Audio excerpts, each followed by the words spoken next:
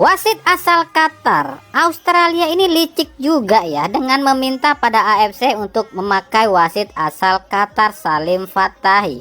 Australia tahu wasit asal Qatar itu selalu curang pada Indonesia, maka mereka pun meminta laga ini dipimpin oleh wasit asal Qatar. Tahukah kalian, wasit yang memimpin laga ini tuh wasit yang pernah merugikan Indonesia di Piala Asia kemarin sebagai wasit VAR loh ya. Yang waktu itu pertandingannya itu dipimpin oleh wasit asal Cina.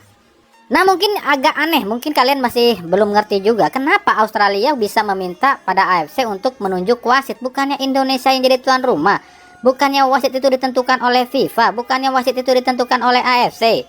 Oke, jadi gini, memang betul setiap wasit yang bertugas di setiap pertandingan atau kejuaraan atau turnamen yang digelar oleh FIFA, itu wasitnya memang ditunjuk oleh FIFA melalui AFC ya.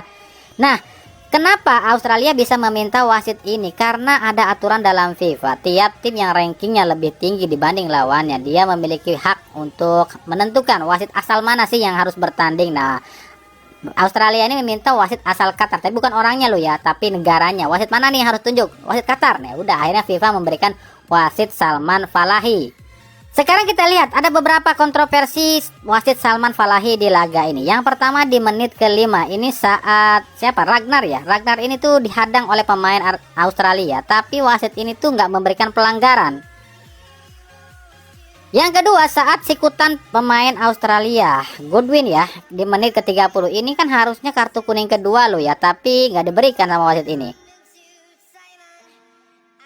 Yang ketiga, Marcelino Ferdinand dijatuhkan di kotak penalti di menit ke-67. Dalam tayangan ulang itu kan Marcelino benar-benar didorong nih sama Burgess ya, tapi wasit ini jauh banget dari situ dan nggak ngasih pelanggaran apapun. Dan juga beberapa kontroversi lain yang wasit ini lakukan di laga ini. Intinya ya, kita di laga kali ini tuh selain ngelawan tim yang gede-gede, tim yang juga peringkatnya lebih tinggi, kita pun ngelawan wasit. Istilahnya kita double lah di laga ini, makanya beratnya minta ampun ya. Hasil imbang, ini hasil imbang keempat saat Indonesia lawan Australia. Tapi dengan ini pun berarti Indonesia belum pernah bisa menang ya lawan Australia. Sementara man of the match-nya kembali mungkin diterima oleh Martin Paes ya.